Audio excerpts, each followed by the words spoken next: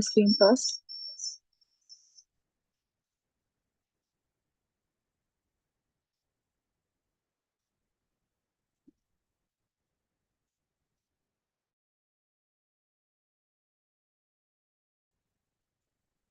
Is my screen visible to everyone? Is it visible? No? No, It is Sanjay. getting shared. It is getting shared. Just wait. You start again. Okay.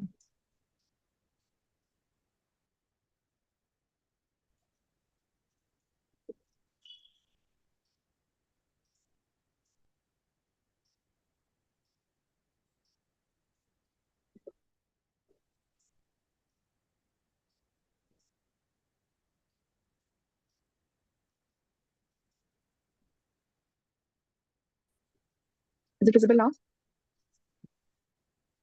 Yeah, fine. Huh? Okay. A very good afternoon to all the eminent faculties today, Dr. Bajwa sir, Dr. Anu sir, Dr. Divya ma'am. I'm very, very grateful and thankful to everyone here to give me this opportunity to express my small bit on this very difficult and interesting topic, which is arterial line and waveforms. I am Dr. Sanika Shukla. I am a third-year resident in anesthesiology and critical care in GSVM Kanpur, and I would like to present this topic. I hope I do my best because it's something which we all struggle with this topic every day, and I hope I'm able to clear some of the concepts which are very important in this topic.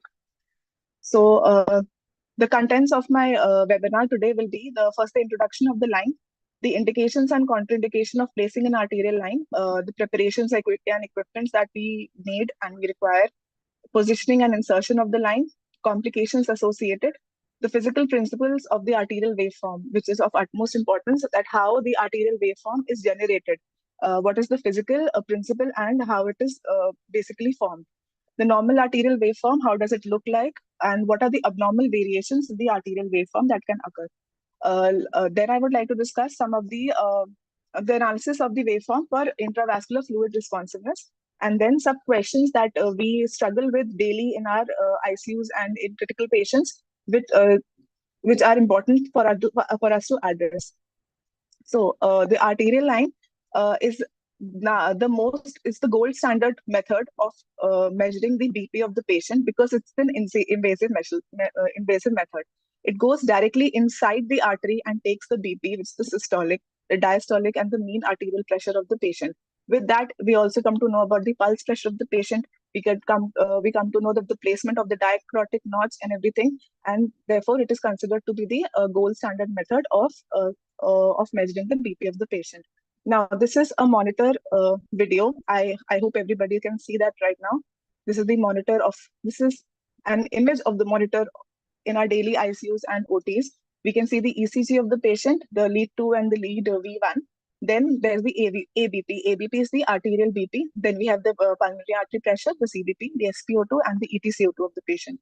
This is something that we see regularly. So this is the normal ABP, which is the arterial BP, as you can see right now. It's the beat to beat variation because as the arterial BP is taking the BP inside the artery, every beat will tell you the correct BP of the patient. So what are the things that we need to set up an arterial line? First of all, we need the arterial cannula, and then we need a hard, rigid pressure tube. I will talk about the rigidity and softness and everything about the tube, which we require downstream from the transducer. So the arterial cannula goes inside the patient. The rigid, hard pressure tube is present. Then we have the transducer. What is the function of the transducer? What is a transducer? A transducer is something which will carry the signal, which is the pressure signal from the artery, into the machine of the system and convert the mechanical pressures into the electrical pressures and give us the waveform which we require to measure the arterial BP. What are the indications? As I said before, that arterial BP or IBP is the gold standard for blood pressure measurement. It is the continuous beat-to-beat pressure measurement, and it helps us to get frequent arterial blood gases analysis if we want to do it regularly. Even after an hour or 2 hours, we don't have to prick the patient every time. We can just go to the arterial line and take out the sample of the patient and get an ABG done. It helps in titration. It is a very valuable tool in titration of vasoactives and vasopressors, which we use in the ICU. Because as it's showing us the right beat to beat BP, we can titrate or titrate the vasopressors accordingly. And sometimes in patients who are very sick, critically ill patients, or patients who are patients of burn, and patients who don't have limbs or some kind of injuries there, and we cannot take the non-invasive BP, IVP is the best option for them. Now, what are the contraindications? The known, if the patient has some kind of brachial artery insufficiency, any infection at the site, any coagulation defects, or trauma of the proposed site, then these things obviously contraindicate insertion of an arterial line. Equipment that we need for arterial cannulation. The choice of the artery. First of all, the most common artery which most of us have cannulated is the radial artery. And the reason why, because it's the artery which is easily accessible to us. The most common reason why we use the radial artery is because we have collaterals present because of the ulnar artery, which supply the palm, the hand of the patient. So if sometimes something happens, the accessibility of radial artery is considered to be the best. Except that if we want to use, we can even use ulnar artery, axillary artery, also this posterior tibial and femoral arteries as alternatives.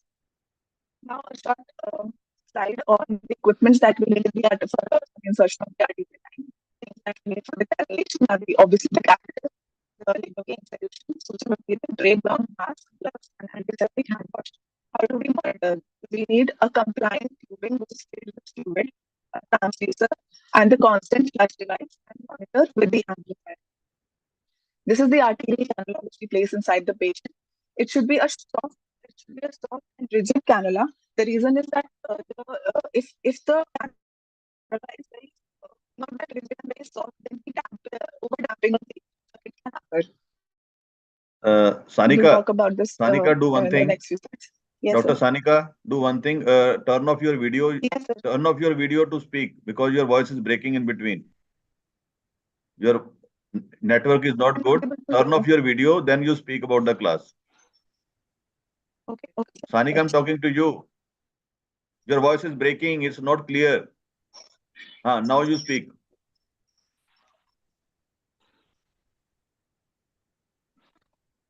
Clear now?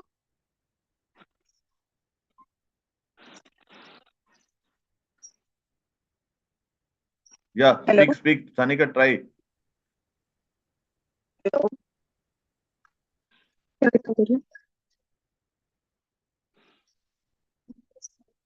Audio. Hello. Am I audible? I think problem is with the network. It's not having a good Wi-Fi connectivity. Your voice is breaking somewhere. Hello. Huh?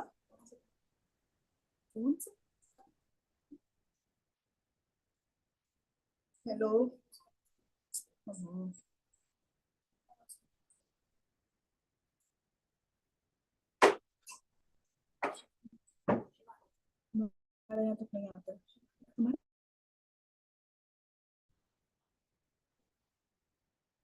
Is it audible now? Please go ahead. Okay. Where have we left? Arterial cannula. Do I need to go back and explain the equipments? Hello. Am I audible? Yeah, please go ahead. Sanika, please go ahead. Okay. Now, this is the arterial cannula as I talked about before. It should be a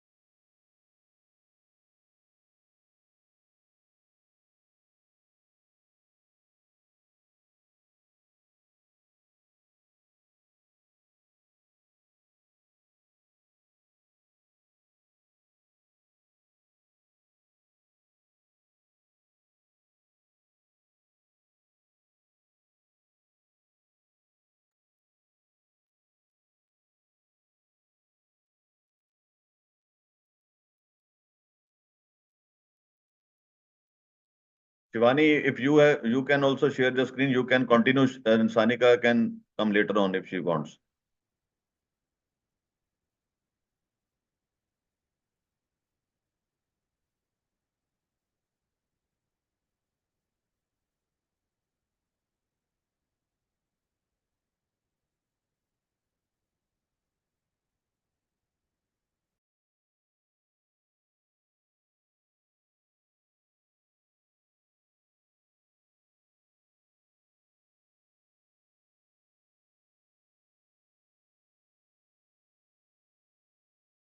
Dr. Shivani, please share your slides. We'll proceed with your presentation.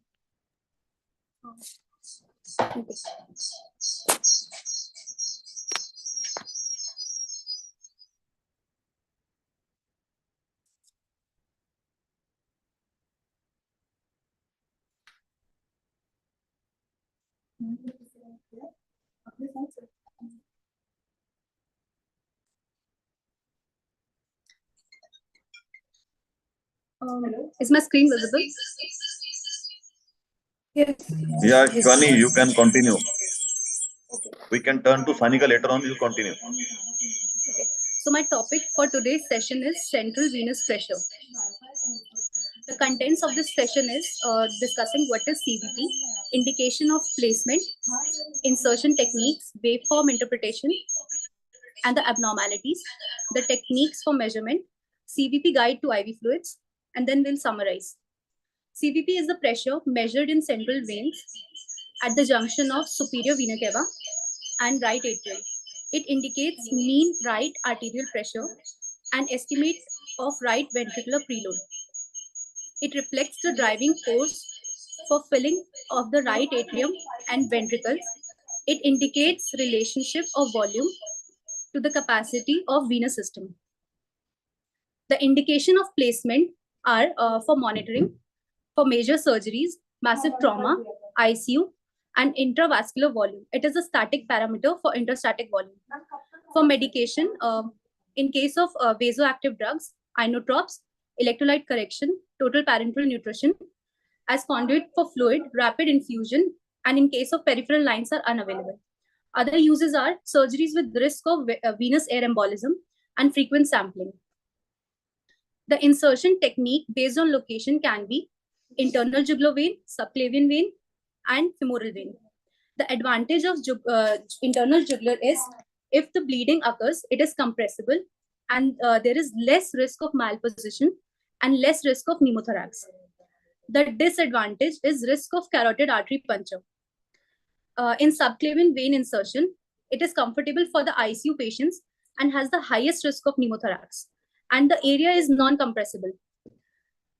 In femoral vein catheterization, technically it is easy and go to in emergency situations. It has the highest risk of infection, highest risk of DVT. Ambulation is difficult and it is not a surrogate of right atrial pressure. If the patient has coagulopathy, the preferred site should be femoral and then internal jugular vein and then subclavian vein. For central line insertion technique, the landmark is formed between two heads of sternocleidomastoid.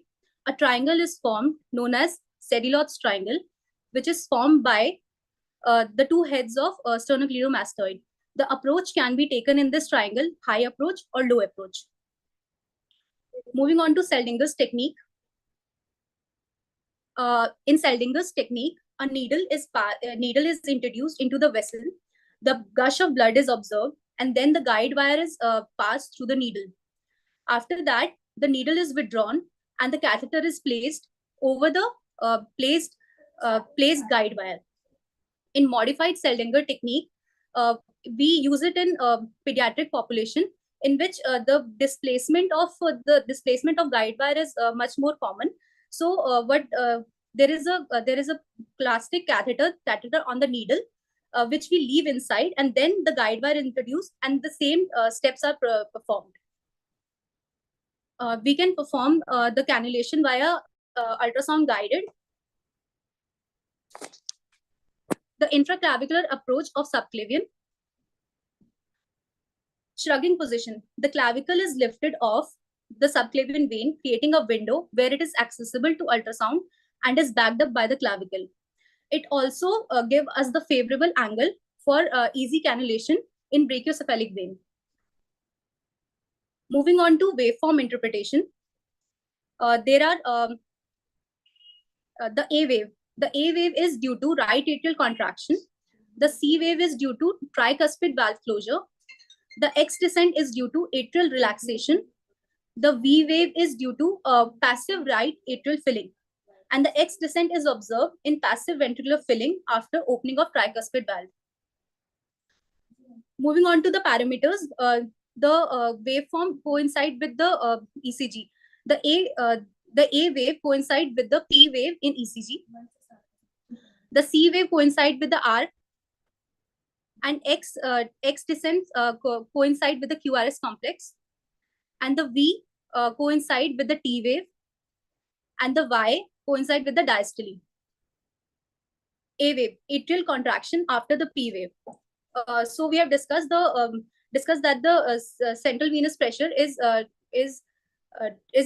indicator of right atrial pressure. So when the atria will contract, it will show an increase in waveform, which denotes by A waveform. The prominent A wave is seen in resistance in when there is resistance in right ventricular filling, tricuspid stenosis, tamponade, pulmonary stenosis, and pulmonary hypertension.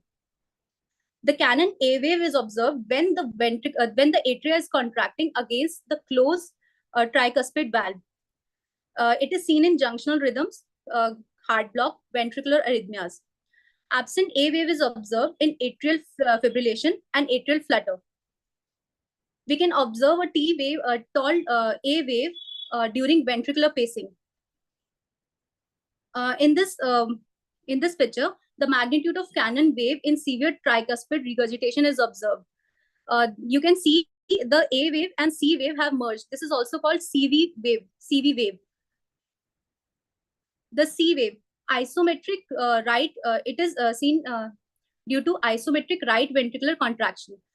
When the tricuspid valves are closed and the ventricle is in isovolumetric contraction, there is bowing of tricuspid valve into the right atrium in early systole, which shows a slight increase in right atrial pressure. Holosystolic Canon V waves or CV waves, it is seen in tricuspid regurgitation. The X descent is seen in atrial relaxation. It is seen in mid-systole. The dominant X descent shows the good RV function. In cardiac tamponade, the X descent is steep and Y descent is diminished. V wave, filling of right atrium after T wave. It is seen in late systole. The prominent V wave is seen in ASD or transposition of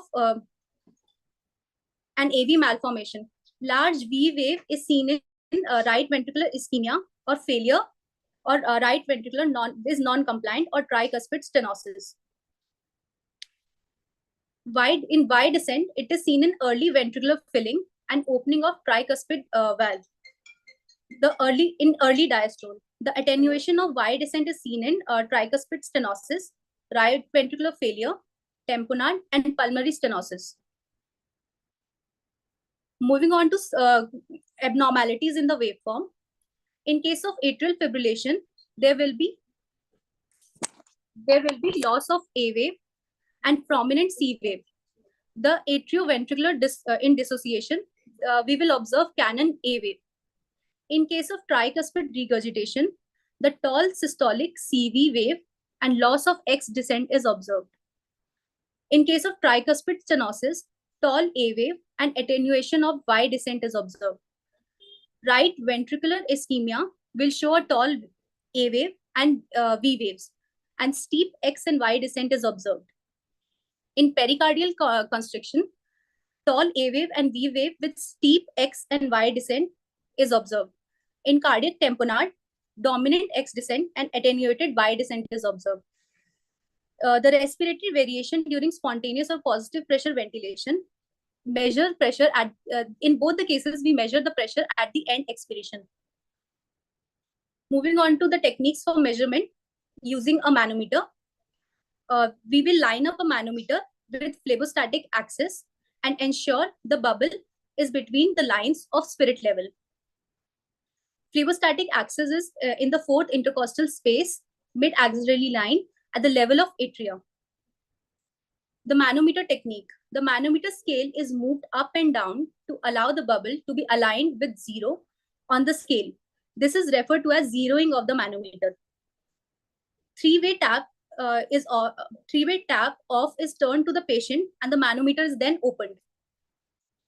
The manometer scale is moved up and down to allow the bubble to be aligned with 0 on the scale.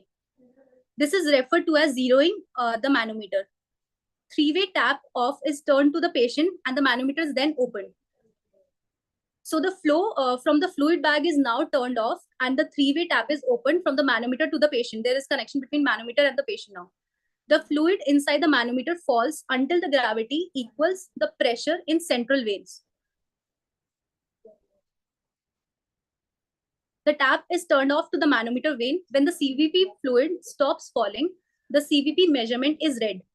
If the fluid moves with the patient's breathing, then the measurement from the lower number is taken. Technique of measurement via monitor. The transducer is required for this. It is zeroed at phlebostatic axis. Zeroing is done by opening the triway to the atmosphere and CVP is measured in mmHg.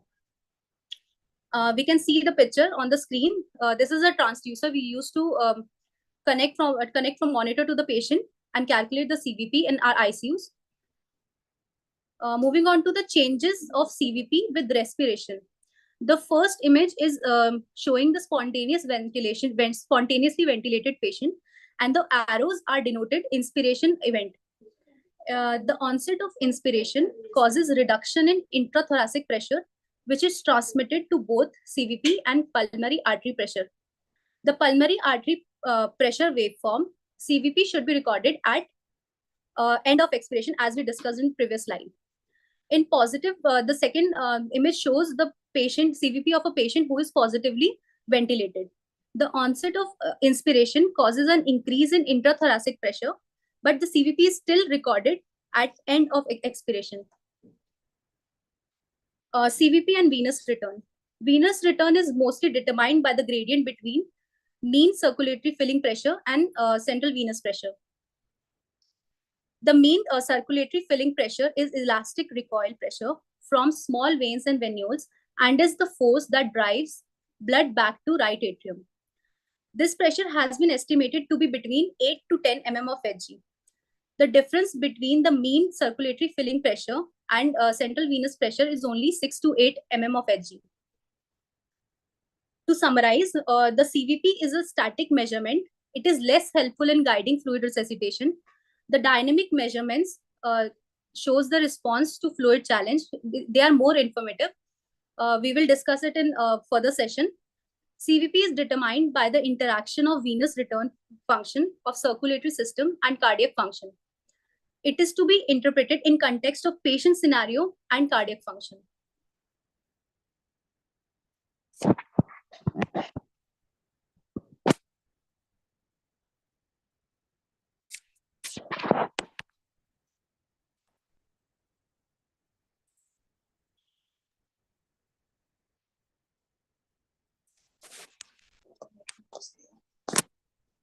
Hello. Yes, sir. Sukunda, sir.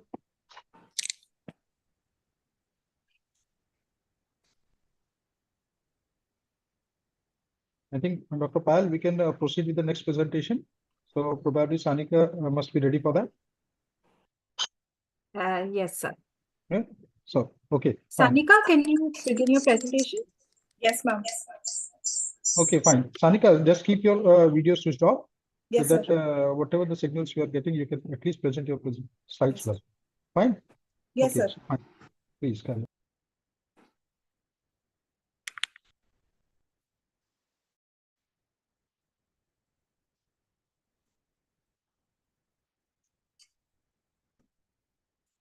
Okay, can you see my presentation now?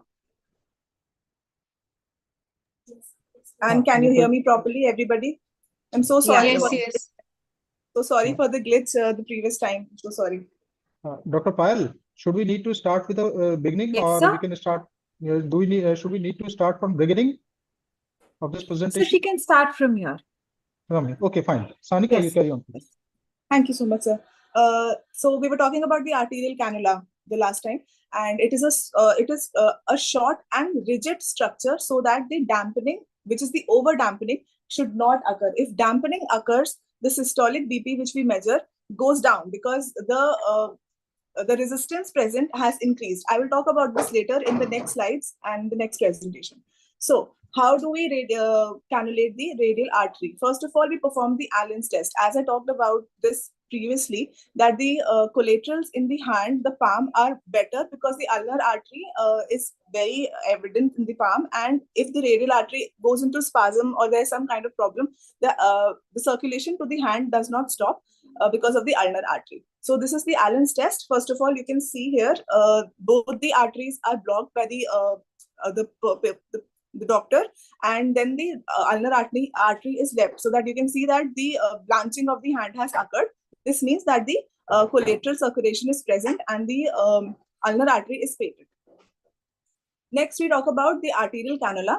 It is made up of Teflon to minimize the risk of clot formation. In adult patients, the size which we use is 20 gauge. In pediatric, the blue cannula 22 gauge, and in neonates and small babies, 24 gauge cannulas can be used.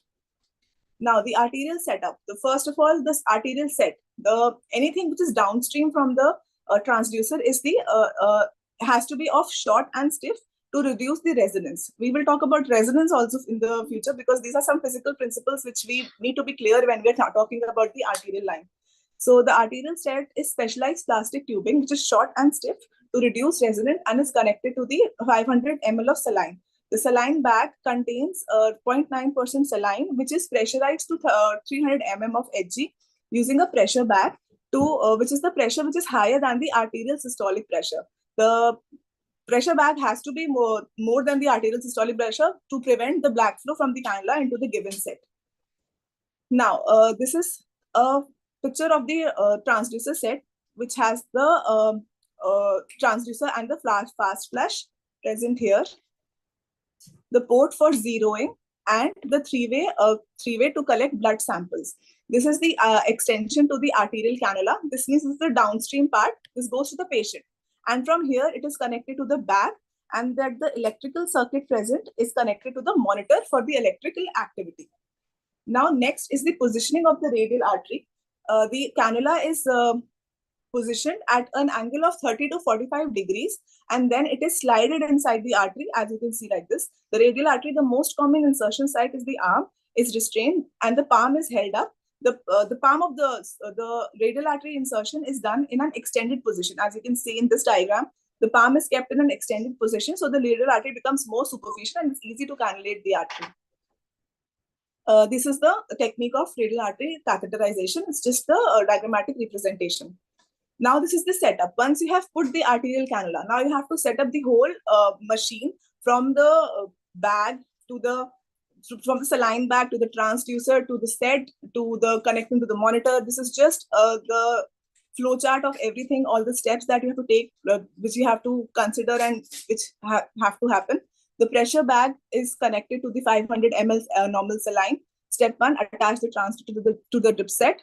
Then plug the transducer cable into the transducer, plug transducer cable to the monitor, and attach the saline inside the pressure bag. Inflate the bag to 300 ml. Turn off the given set and connect to the saline bag, and turn tri-way tap to allow saline to flow through the arterial line. So now the whole system is filled with NS, and now it's ready to be connected to the arterial cannula, which you have just inserted. Now, transducer. I want to talk about something about the transducer, but because it's very, very important, the transducer has to be leveled correctly to make sure that it is at the fourth intercostal space in the mid-axillary line, which is called the phlebostatic axis. This axis lies in level with the right atrium of the patient. So the transducer level, as you can see in the diagram, should be at the level of the right atrium of the patient whose arterial line has been fixed. Make sure that there is no air in the line before you hook it up to the patient, and flusher to clear the bubbles out of the line. Zero the line to atmospheric pressure properly. Now we'll talk about zeroing. What is zeroing? Zeroing is something that needs to be done in the transducer to have the correct reading of the arterial BP. Because zeroing is done at the level of the right atrium, the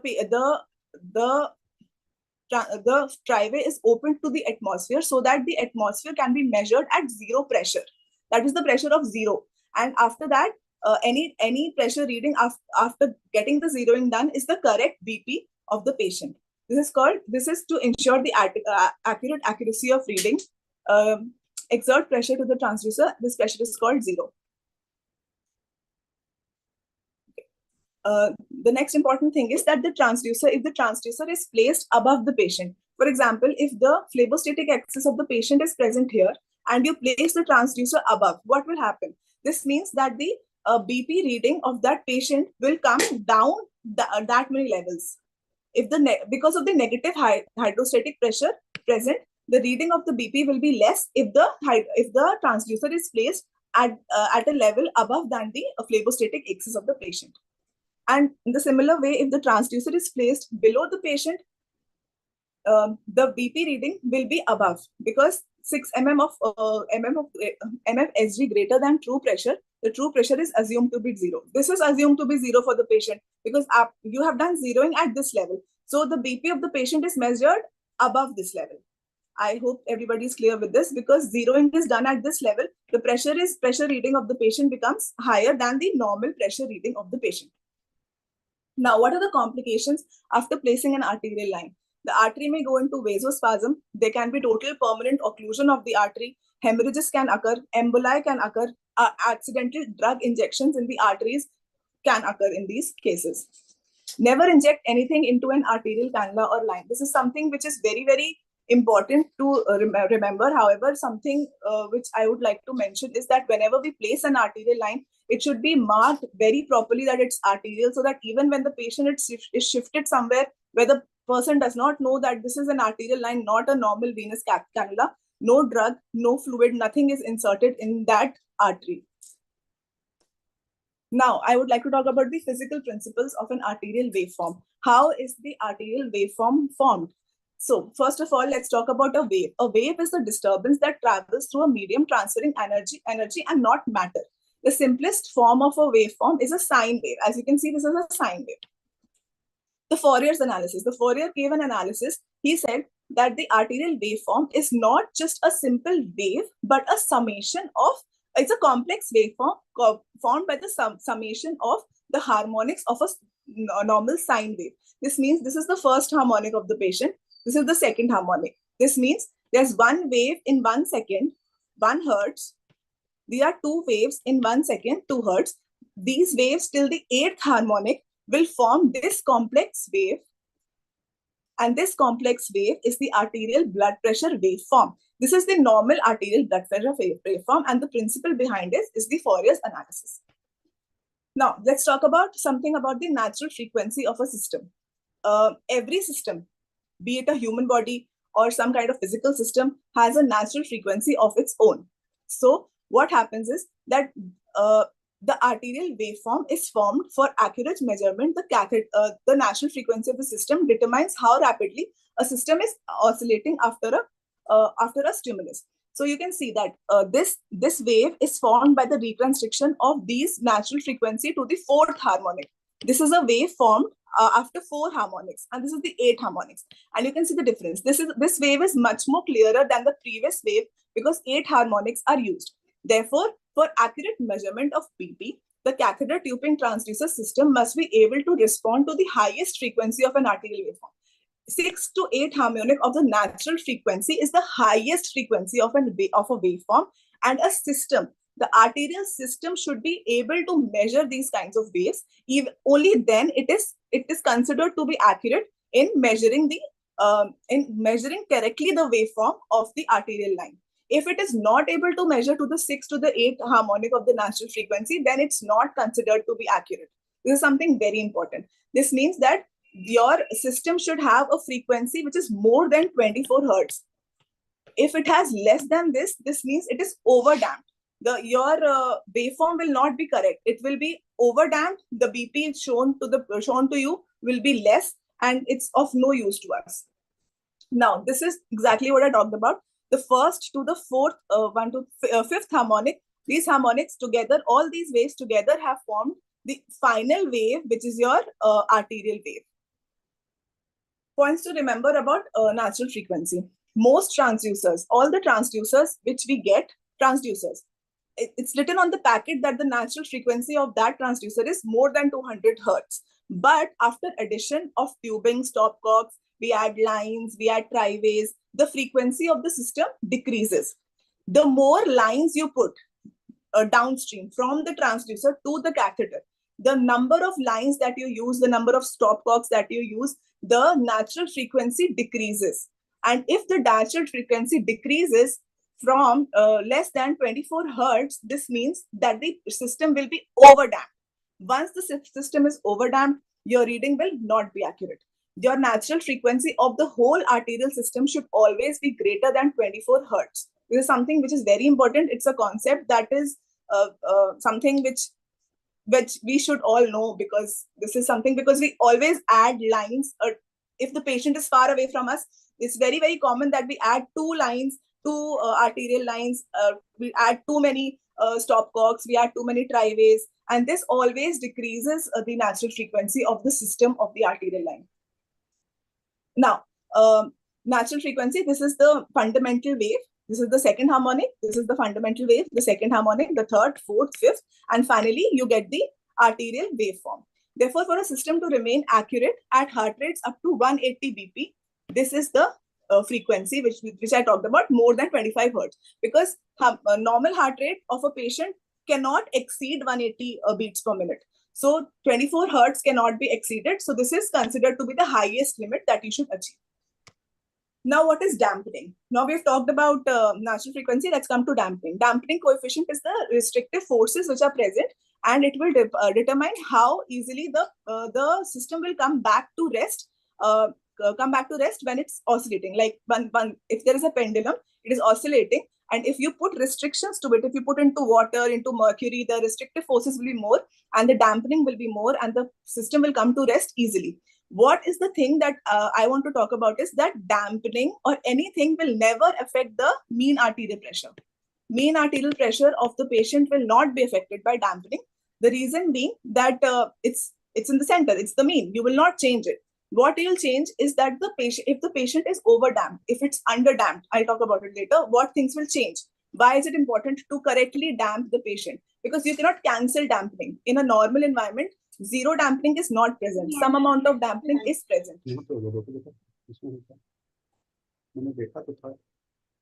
Okay, now what happens? In overdamped waveforms, will record lower BPs and record blunt waves, commonly seen when there is air bubbles, clots, catheter kings, stopcocks. This is showing the normal wave, arterial wave. And if you add things to it, the overdamping occurs. Overdamping means that the resistance to the wave has increased. Once the resistance to the wave has increased, it will not be able to achieve its required systolic BP, and the wave will decrease in its height. Dampening occurs due to, as we talked about, air bubbles, kinks, clots, and it always underestimates the systolic BP and overestimates over the estimated diastolic pressure.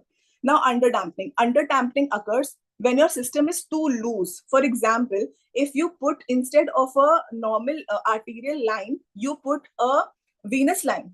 If you put a the normal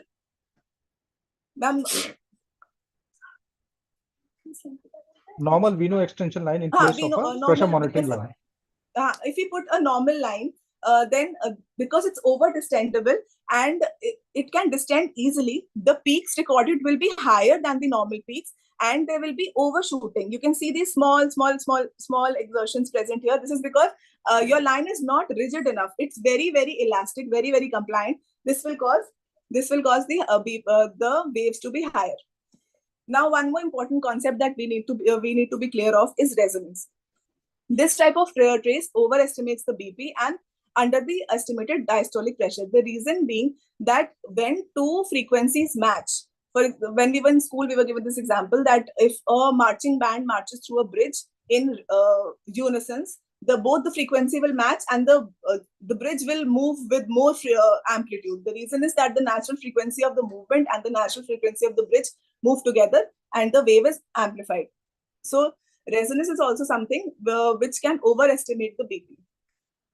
Now we'll talk about the arterial pressure waveform. Once inserted, the arterial waveform trace should be displayed at all times. This confirms that the invasive arterial BP monitor is set up correctly and minimizes the problems. This is the physiological changes that occur in an arterial waveform. The aortic valve, first of all, the aortic valve opens. This causes the gush of the blood into the aorta. Once the aorta is filled, the highest level achieved is the systolic BP. The systolic BP, once the systolic BP is achieved, the heart goes into relaxation, the blood starts to come back. At this point, when there is the closure of the aortic valve, the diacrotic notch can be seen, and after that, it's just the diastole which occurs. This means that this part of the patient is the systole, and this is the diastole. Now we'll talk about the typical arterial waveform. The highest point of systolic BP. This is the highest point, and this is the systolic BP of the patient, and the lowest part, this is the diastolic wave part. Okay, and now this little notch is called the dicrotic notch. This is caused by the closure of the aortic valve. The closure of the aortic valve generates a little back pressure bump called the dicrotic notch. These are the four waves that are present in the arterial wave. We've talked about this. Now, as arterial tracing in different sites, as the arterial cannula is shifted more from the center of the heart, the arterial waveform changes. This is the ascending aorta, this is the abdominal aorta, and this is the radial artery. The radial artery is the farthest in these, and you can see that the pressure waveform has changed. The peak and the dicrotic notch, distance between this and the peak and the dicrotic notch, the distance between this, the distance has increased here. As the distance has increased, this means that the peripheral vascular resistance of the patient has decreased. The arterial pressure waveform differs at different sites. As the arterial pressure is recorded more distally, the trace gets progressively more peaked. This has become more peaked than the abdominal aorta. And dicrotic notch migrates away from the peak.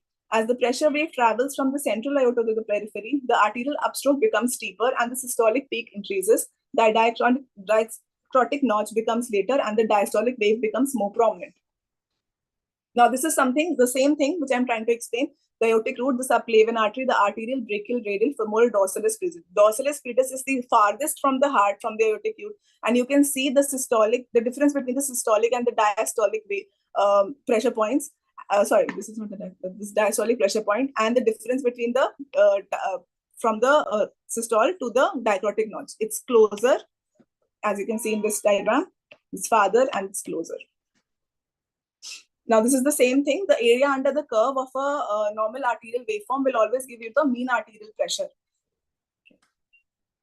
Besides more accurate and real-time recording of the arterial pressure, other hemodynamic interpretation can be made from the arterial waveform. The systolic blood pressure variation, which is the swing of the waveform, can be seen during hypovolemia. This is like the arterial waveform is a steep, and then it becomes like this. If it is like this means that there's a swing present in the waveform. This can be seen in hypovolemia. The steep slope always indicates a good contractility of the heart. The area under the curve always presents this area, which is the systolic part. This will tell you the stroke volume. Because what is stroke volume? Stroke volume is the amount of blood which goes into the aorta during systole. This is the systole part. This volume is considered to be the stroke volume. Position of the dicrotic notch is lower in low SVC and high in high afterload.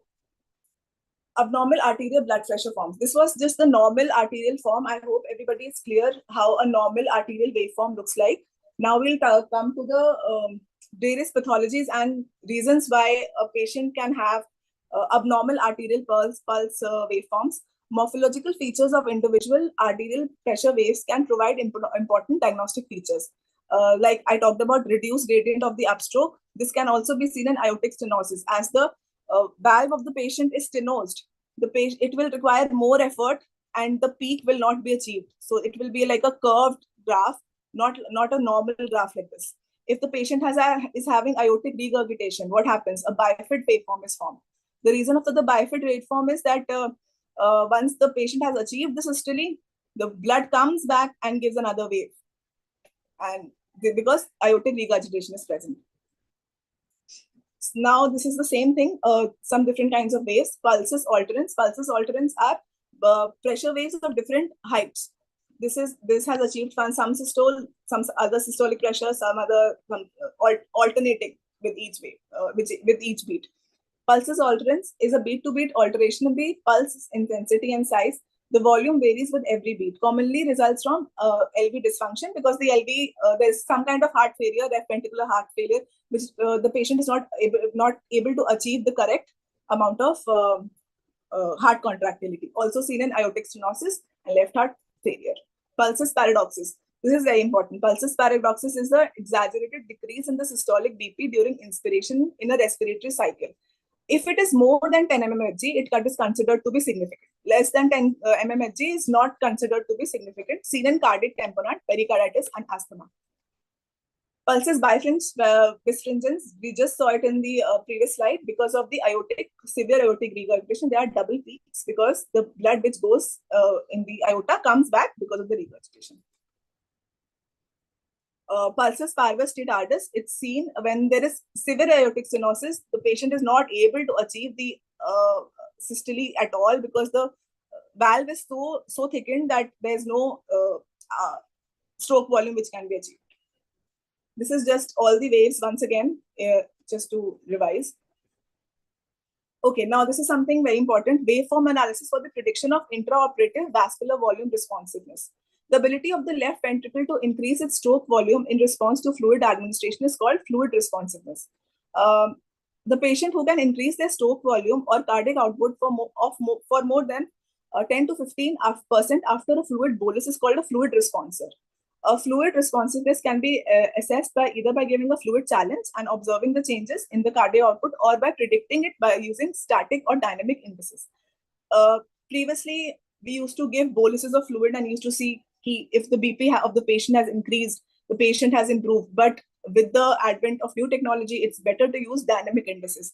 And arterial waveform gives us that dynamic indices, one of the dynamic indices. And these are pulse pressure variation and stroke volume variation. These are all the dynamic indices which we can use.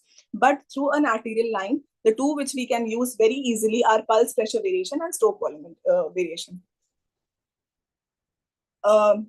Other topics are not under the are not measured by the arterial line, so out of the scope of this talk.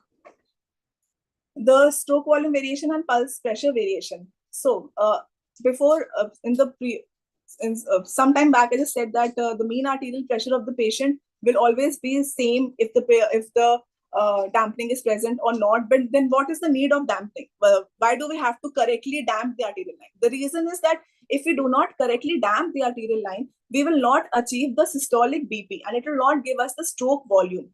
You cannot measure the stroke volume. You cannot measure the pulse pressure variation. You cannot measure the systemic vascular resistance. Anything cannot be measured if the arterial line is not correctly damped.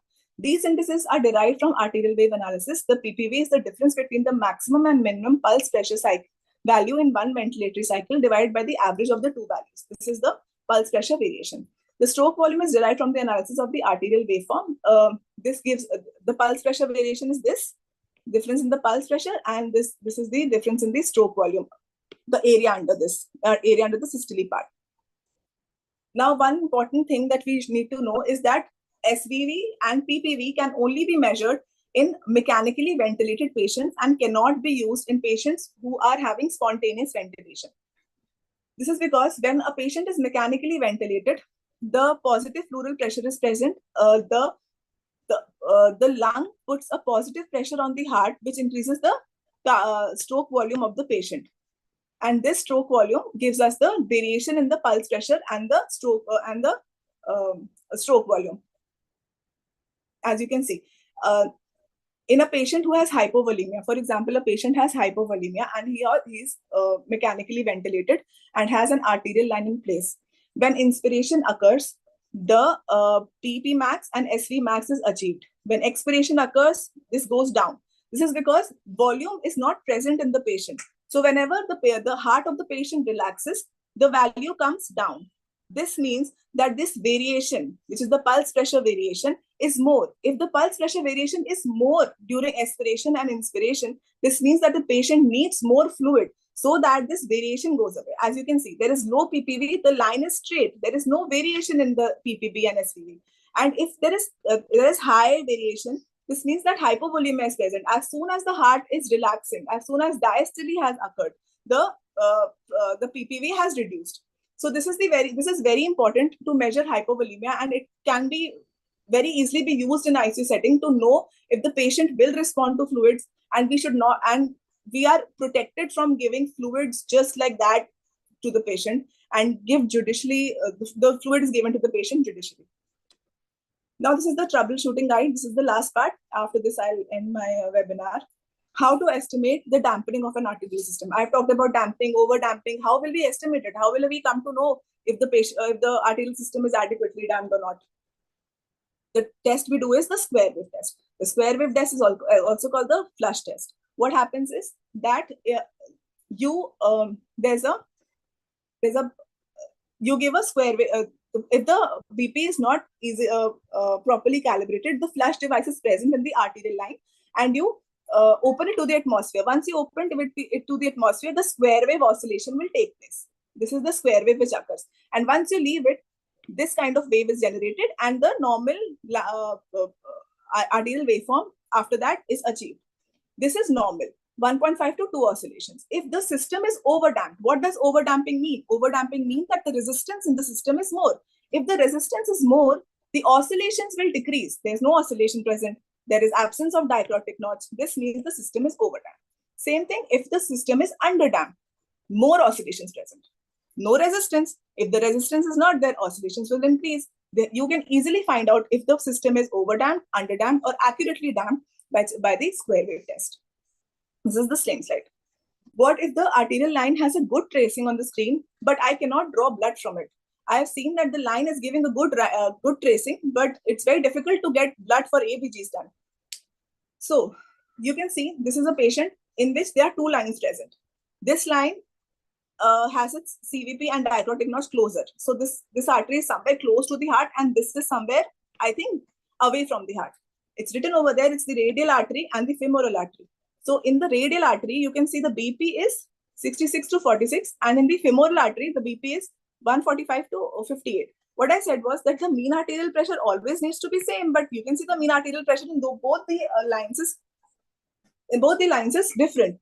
This means that the radial artery has somehow gone into spasm. You can see that the pressure waveform is present. You can see the waveform, but the BP reading, it's not accurate. The reason behind it that the artery may have gone into spasm. This can happen if the arterial cannula is placed for a long time, if there is some kind of hypothermia in the patient, the extremities are poorly perfused, extensive use of vasopressors. Vasopressors are given through the radial line. Vasopressors are given too much to the patient, and dehydration is present. What if I lose the trace completely? What happens if I completely lose the trace? What can be the things? If the arterial line is still in place, are you sure that the arterial line has not come out from its it's not loose? The transducer setup has not failed. You have to check, and also you have to check for the arterial spasm. How will I know if the patient's hand is at risk? The pulse will diminish or go away altogether. Discoloration of the hand will occur, and it's a very threatening condition. And because the patient can lose their hand, so this is the time when you remove the arterial line of the patient. So we have to be very vigilant and check if the pulses are there. There's no discoloration. There's no difficulty in moving the hand of the patient. How can I prevent infections through an arterial line? Replacement and relocation of catheters, catheter side dressings, and replacement of the administration set. It is advised to change the arterial catheter after 5 to 6 days, and the bag should be the bag and the tubings. Everything can be replaced at 96 hours intervals. How do I remove the arterial line? Disconnect the cable from the monitor first, or do not remove the arterial line first and see the disappearance of the reading in the monitor. The cable has to be removed from the monitor first. You take out the suture from a fresh sterile kit, put a gauge piece, have a gauge piece in your hand, Always be ready for any kind of bleeding or hematoma. Put a compression dressing on the site, not too tight, and take it out after 1 hour. Recheck the site after an hour and check if there is no hematoma present. This is just the whole webinar in one slide.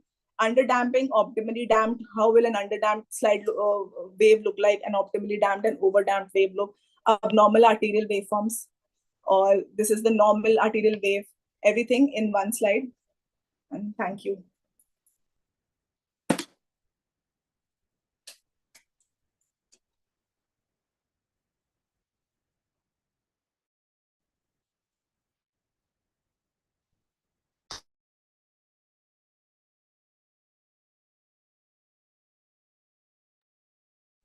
Thank you very much, Dr. Sanika. Sukunda sir. Okay. Yes, sir, we can take some questions here, na? Yes, yes, yes. There are few questions over here. And the first, there is a, how do you calculate the stroke volume from this area? So, Sanika, would you take up this question? Yes, sir. Yes, sir. So the question is that there is an arterial line tracings are available there. Yes, sir. And you have mentioned that the first peak, the area under cover of the first peak before the diacritic notch, you said that it represents the stroke volume. So Yes, sir. the question is, how do you measure the stroke volume with it? It's the area under the curve from the systolic side in the wave till the diacritic notch. The systolic wave, the area under that curve will give us the stroke volume. Because what is stroke volume? Stroke volume is the amount of blood which is generated in one when the pulses when the heart contraction. When the heart probably the accurate answer would be this, that there is a device. Basically, the pulse control analysis is being done by the multiple algorithm based. So there are thousands of algorithms which are placed, feed it into a monitor, and with that algorithm, they just follow that pulse control analysis. So pulse control analysis by this pulse control, because we have seen that pulse control has been divided into two basic parts. One, the first systolic peak, and the area under cover is the stroke volume, and it represents the stroke volume. And whereas from the diacritic notch till the end of the downsloping of the wave, that is considered to be a diastole. So if we want to calculate the stroke volume by multiple algorithms, for certain formulas applied by the physics, that monitor calculates the stroke volume out of it. And once we have the stroke volume reading, that definitely easily it can be converted to the cardiac output. That is something algorithm which is applied by the monitor. So this is how we calculate the stroke volume. Otherwise, directly we can just have an idea by looking toward looking to this arterial waveform. Yes, our stroke volume is adequate or not. Whether we have a stenotic lesion, whether we have an outflow obstruction or is present or not. We can just have an idea that the systemic vascular resistance is low down, or our mean arterial pressure, whatever, because the area under cover of whole of the graph that represents the mean arterial pressure, and the peaks represent the systolic pressure, and the lowest most part of this graph represents the diastolic pressure. So another question was, what about the discrepancy between non-invasive blood pressure and invasive blood pressure?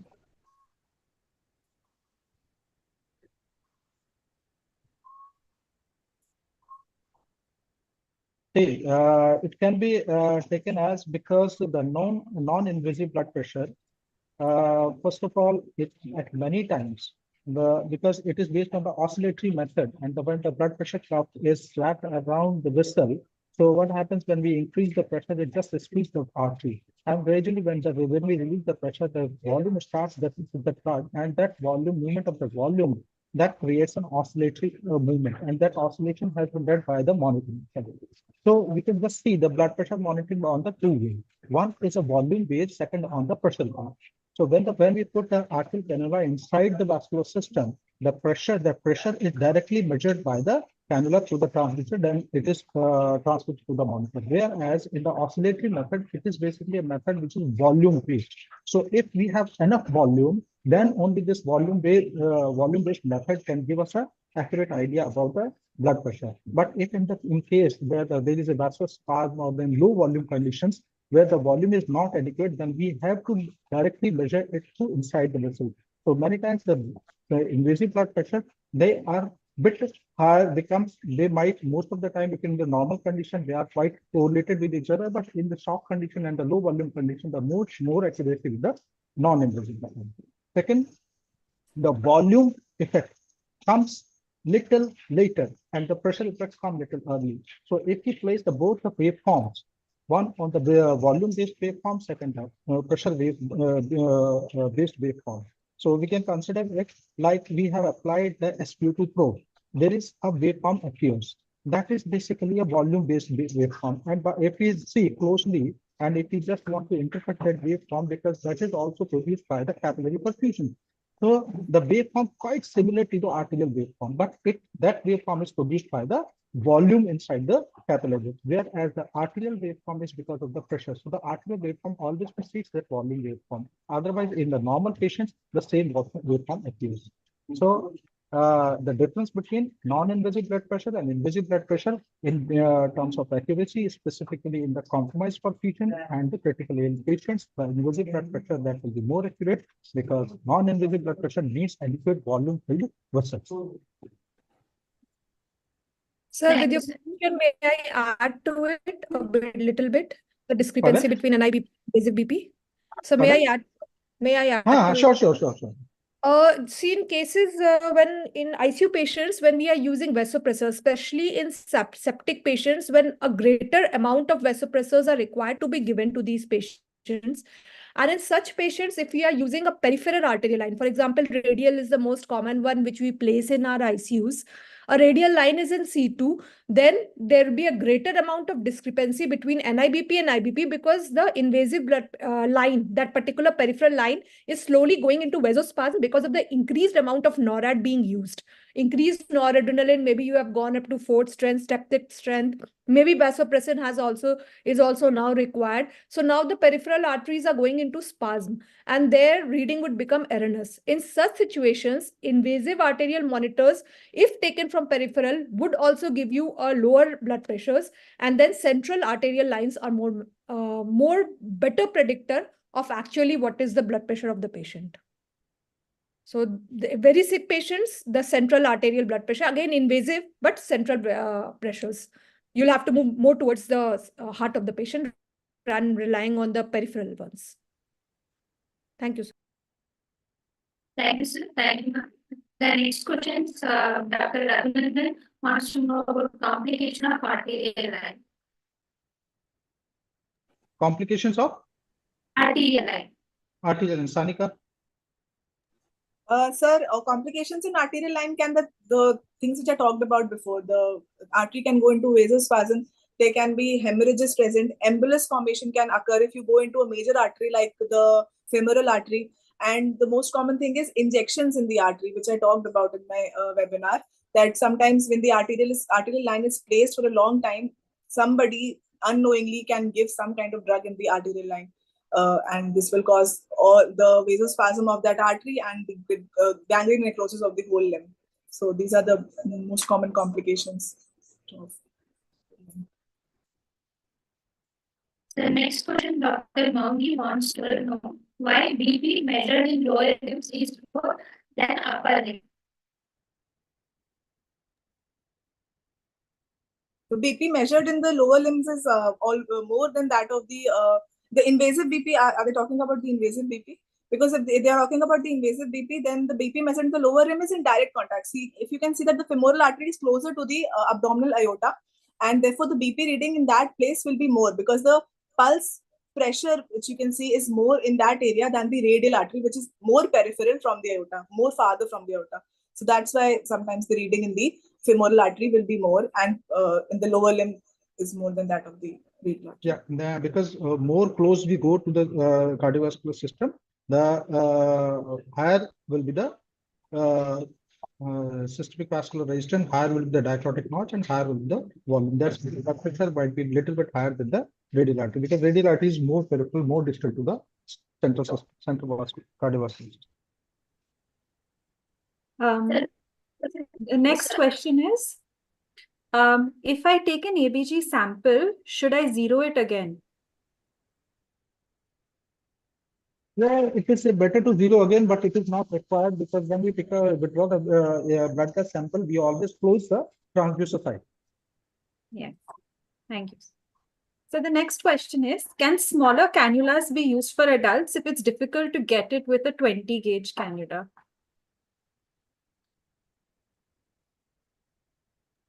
Sanika? Sir, if it's difficult to cannulate the artery from a large size cannula, it's always advised to use a small gauge. Sometimes what happens that thrombus, the stiffer the cannula is, the better the reading is. But in adult patients, if we use a very small cannula, then it can go into thrombus formation can occur. So the reading will not be accurate sometimes. But if you are not able to cannulate from a 20 gauge cannula, then you can always use a smaller cannula. Sanika, if you apply that physical theorems here, na, especially the Bernoulli's theorem here, Yes. the diameter and the radius of Yes. any round body, if it decreases, the resistance increase 4 times. So Yes. better, because it will be giving an erroneous reading, especially in the patient with a shock and the patient coming with the complications. You may not be able to get an accurate reading because already the thrombus formation is not that much a risk because you're already giving that anticoagulants with it. Okay, whatever you are giving for the prophylaxis for the thrombus formation in these type of cannula. But in the adult, the arterial compliance is different. It's the lumen of the artery is larger, and when you are using a smaller cannula, it will be inducing more resistance. You will get a false sense of security that the BP is accurate, although the patient may be having a much lower BP. The percentage varies with the more reduced diameter of that the cannula. So that can, I think, your treatment pattern may be varying, and it can cause a more of a further shock in this patient if we are treating that patient as a shock in this type of patient. So the next question is by Dr. N. Raghunandan. It is, accuracy of arterial line is altered in which scenarios?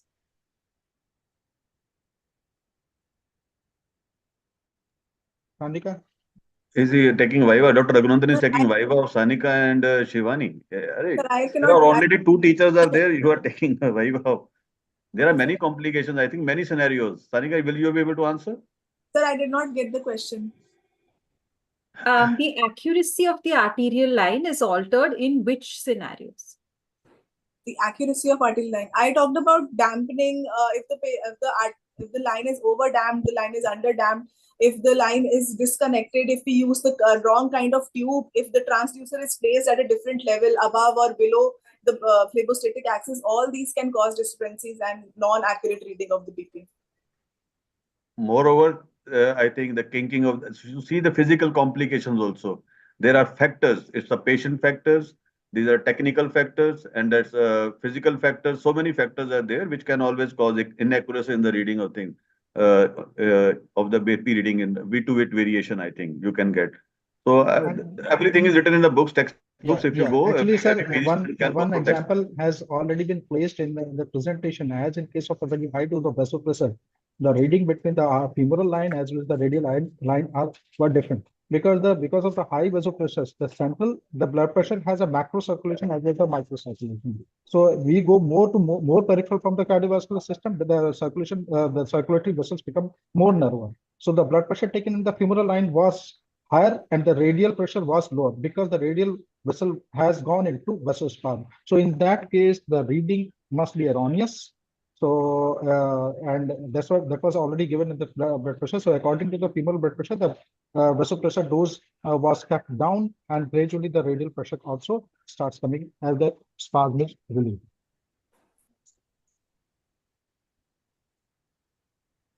Any more questions or queries from anyone? Lalit sir has given a very good suggestion and a very good advice. So when the arterial line is not in use, always cover it. Rather, you place a warning over it. There are different from institution protocols. Every institution follows a different protocol. Especially, we are worried about the staff injecting any drug into the arterial line, which can cause complication. So invariably, when the line is not in use, I think when the line is not in use for the 6 to 12 hours and it is understood that it will not be used further, I think better to remove that arterial line. rather than just keeping it there, unless until patient is having a very severe disease which may require a further insertion of the arterial line. So I think it's always better to cover it and give a good marking there. The way we put for the barrier protection in the all the viral positive marker positive patients. So you can always give some warning toward the arterial line.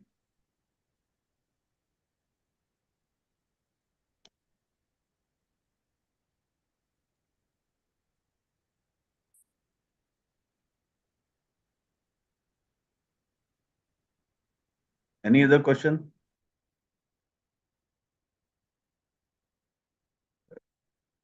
One question is again, the NIBP measured in lower limbs is more than upper limbs. That has already been covered.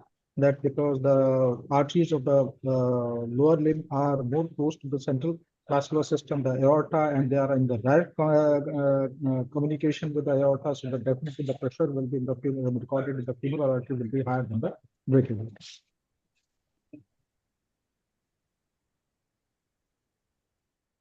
Dr. Madan Lal sir has asked how much time arterial line is kept in place. I think it is about the functioning of the line, or it is when you have stopped working with it.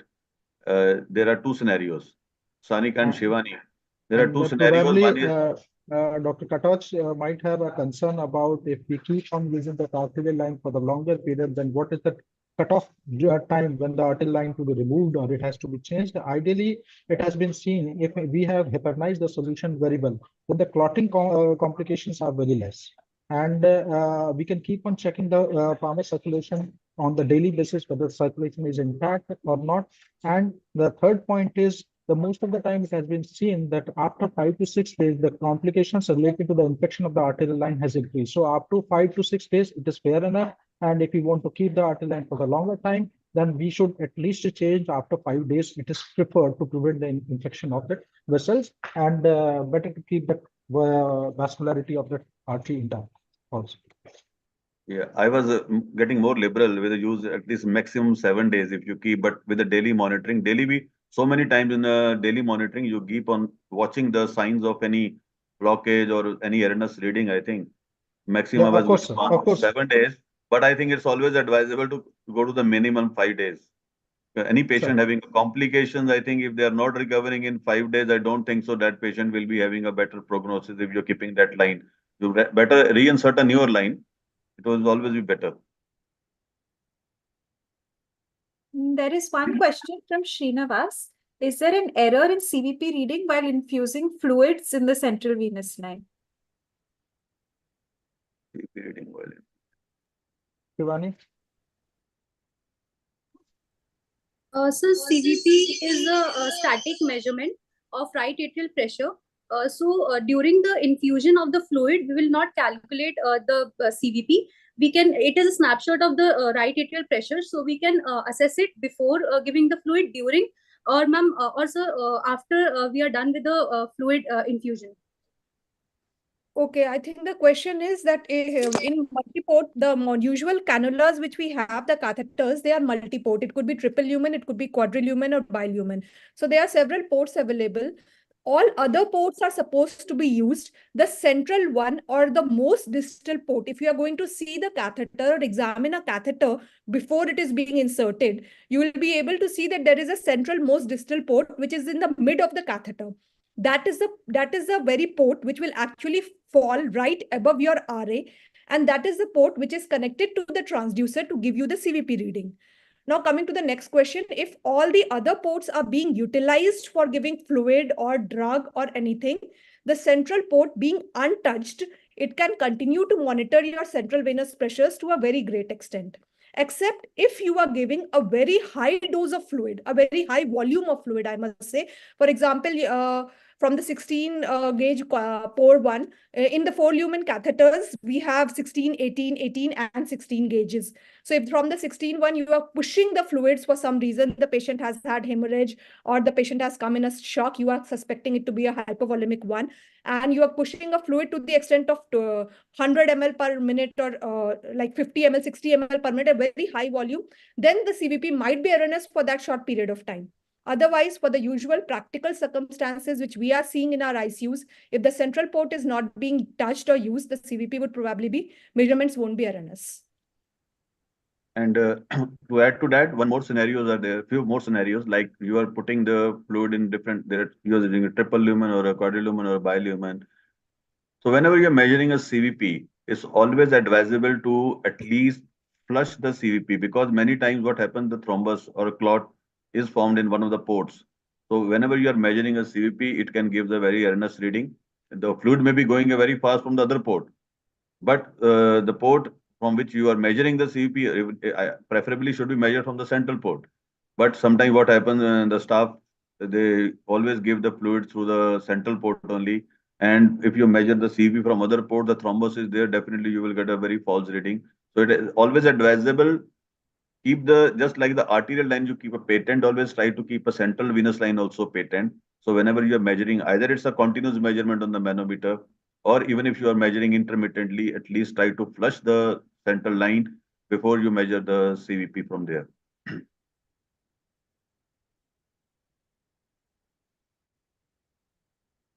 Payal, any other question? No, sir. No other questions. I would like to thank our speakers and our faculty for today. Just wait. Thank ऐसे नहीं, खाली खाली thank नहीं करना होता है इनका. That is a very dry thank. So whenever you thank the speakers, at least we give some felicitation to them also.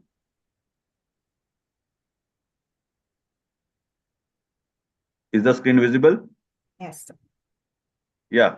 So we are very thankful to Dr. Anil Kumar Verma and his team, because this topic, if you ask me honestly, it is not a simple topic. To explain it in details from every waveform, it's not that easy. Although it's more of practically, we are encountering these cases every day, but the waveform interpretation is very, very important, and there is one class is not sufficient. And moreover, this class is not of PG standards, it is of a teacher standard. So we really appreciate that the Sanika and Shivani, they did have a courage to present this class. It's not that easy. But presenting this class makes every PG a very confident student to appear in the examination, because when you present these classes on a national platform, you get a lot of confidence. The classes are difficult, interpretations are difficult, the scenarios are difficult, many things they may not have encountered in life in the 3 years of postgraduate career. So whenever they will be spending more time with the ICUs and OTs, they will be coming to more of the similar waveforms, and then that time they will be able to judge what they were practicing at that time is entirely different now. So we are thankful Dr. Anil Kumar Verma and Dr. Divya Shrivastava for preparing their team to for this special class, because it's very difficult to prepare the PG students to make them confident about presentation and answering also to the national audience. So every national audience, the good people, that very learned faculty is here.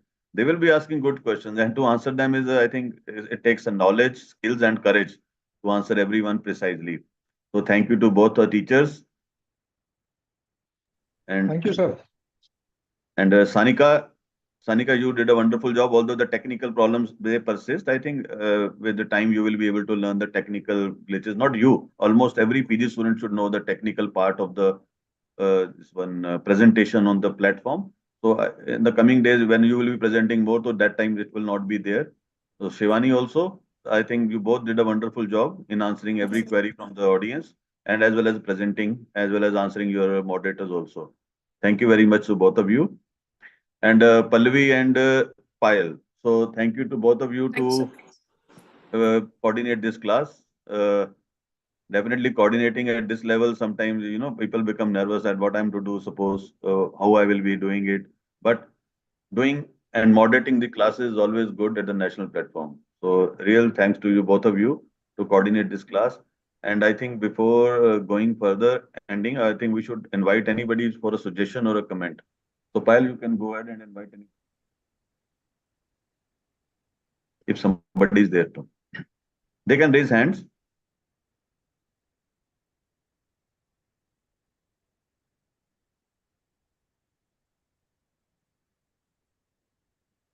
If anyone wants to give any suggestion or comments?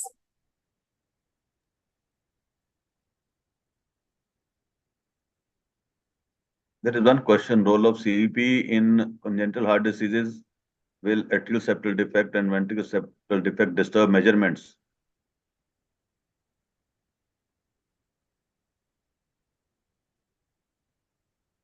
This is a question. Who want to answer? Sanika, Shivani, Dr. Anil, or Dr. Yes, sir.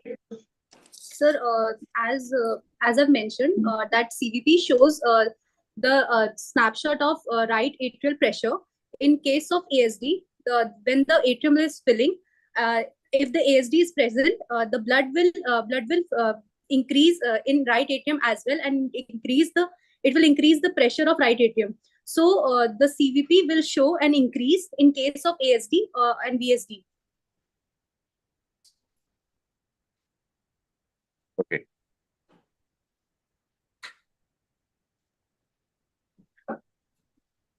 Any more suggestion? Everyone has time for excellent presentations. Those will keep coming, I think. Those will keep coming. But important is no question should be left unanswered. Nobody should go unattended from this class. That's very important. Definitely, Dr. Neil also, I feel that this class should have been divided into two parts. One is the venous and then one on the arterial, because those topics are such that you can't explain one topic, both the topics in one class.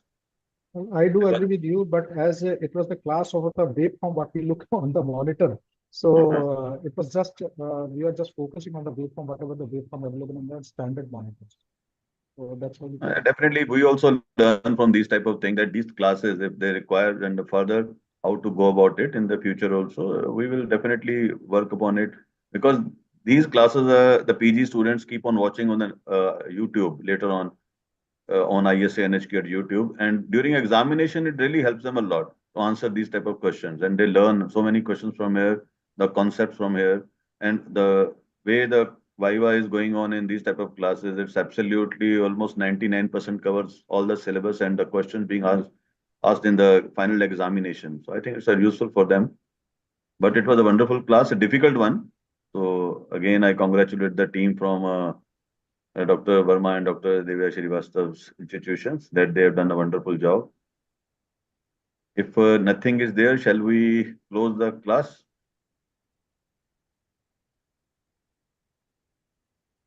With the due permission from all. I'm just. Okay, then I think it's time to say goodbye and good night. And Thank you, we sir. always end the class by saying long live ISA.